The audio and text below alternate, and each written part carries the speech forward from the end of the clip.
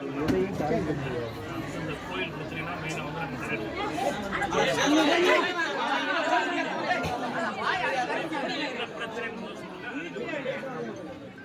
யாராவது ஊர்ல ஏதாவது சொல்லுங்க. எனக்கு என்ன பிரச்சனை என்ன ஏதுன்னு தெரியாது. நீங்க என்ன பிரச்சனைன்னு சொன்னாலே எனக்கு அந்த காலத்துல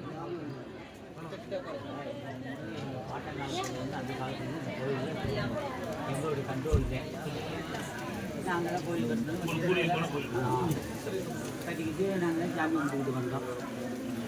2025 வந்து பிரச்சனை இருக்காங்க. என்ன அதுக்கு முன்னாடி வருவாங்க, கொட்டு கொடுத்துவாங்க, அதுக்கு நாங்கள் அதுக்குள்ளே கொடுத்துருவோம். அப்படியே இருந்துக்கிட்டு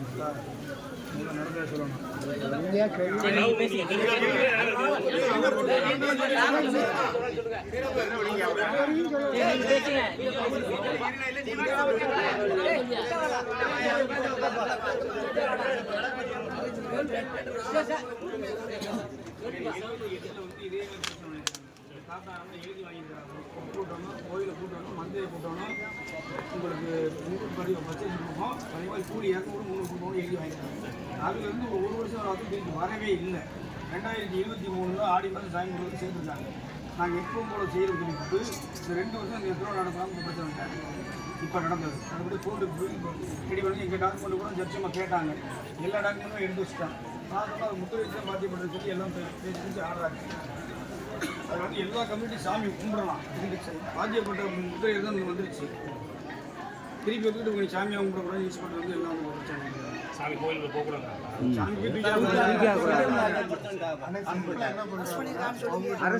வாங்கிட்டு நீ நடத்தணும் அப்படின்னு எல்லாருமே போலீஸ் எல்லாருமே சட்டத்திலே கிடையாது. திருப்பி கேட்டா கூட நீ வரி வாங்கி நடத்து இல்லை நடத்தாது.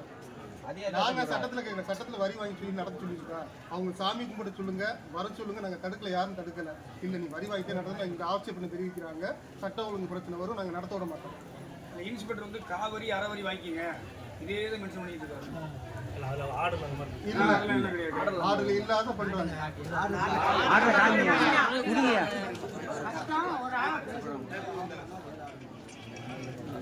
ஆர்டரில் என்ன போட்டிருக்காங்கன்னா, வரி சம்பந்தமான பிரச்சனை வந்துச்சுன்னா 2 பேரும் கோர்ட்டுக்கு போய் சிவில் நீதிமன்றத்தை நாடி தீர்வை வாங்கிக்கோங்கன்ட்டாங்க.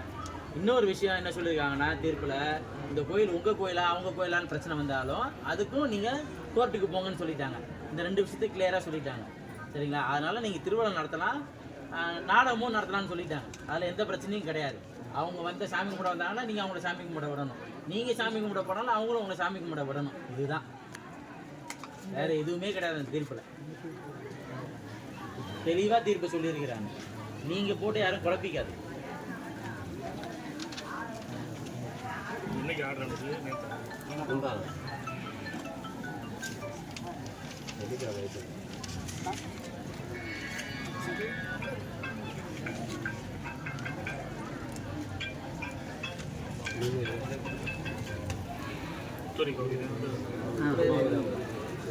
பேர் இருந்தாங்க. எல்லாமே டீட்டெயில் போட்டு நோட்டை பூரா வாங்கி பார்த்தோம். நம்மளுக்கு பிரிட்டிராசன் சொல்லி இங்கே வந்து அன்னைக்கு வந்துட்டு அன்னைக்கு பிரச்சனை வந்து இன்ஸ்பெக்டர் நான் பேசினாங்க.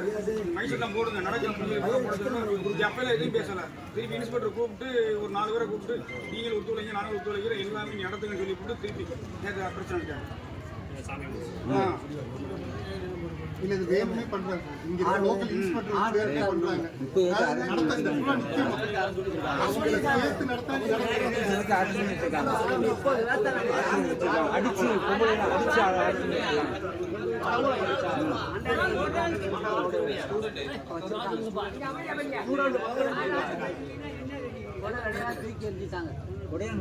அப்புறம் இன்ன வரைக்கும் இந்த விஷயத்தை வந்து சிங்கமாய்க்கோட போடாம மீடியாவுக்கு தெரியப்படுத்தாம ரகசியமாவே அமுக்கணும் பாக்குறாங்க. இந்த விஷயம் வெளியில தெரியவே கூடாது இப்படி நடக்குதுன்னு.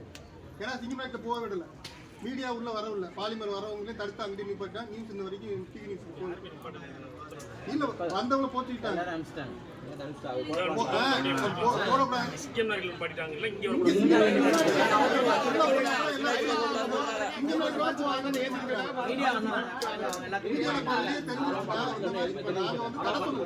அதாவது அந்த சமுதாயத்தை வந்து தடப்பு இல்லாம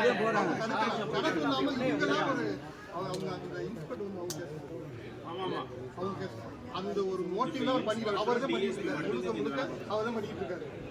எஸ்பியும் அவங்க தவறா சொல்லி ஒரு மணி நேரத்துல வந்து நடத்தக்கூடாது. ஆனா ஒரு நிமிஷம் 2 மாசத்துக்கு முன்னாடி போய் பேசுறோம்.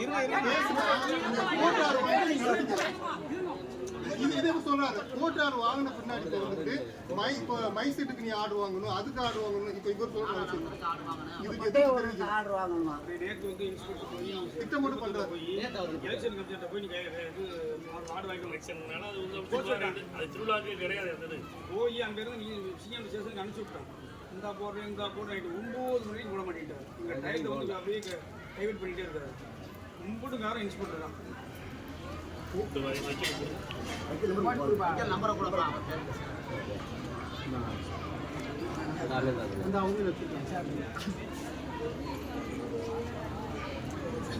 இப்போ நம்ம ஆளை பிடிச்சிட்டு போனவங்கள இப்போ எங்கே வச்சிருக்காங்க?